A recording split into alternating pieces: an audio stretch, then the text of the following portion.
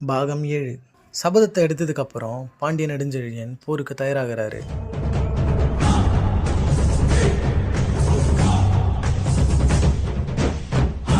பாண்டிய படைகளோட தளபதியா இருந்தவர் பேரு பழையான் மாறன்.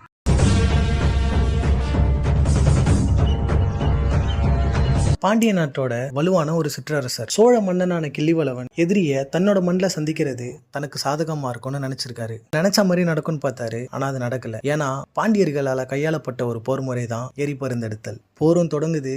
இந்த போர்ல பாண்டிய நெடுஞ்செழியனை எதிர்த்து 7 மன்னர்களும் போரிடுறாங்க. கொஞ்சம் யோசிச்சு பாருங்க, இது எப்பேற்பட்ட போரா இருந்திருக்கும்னு.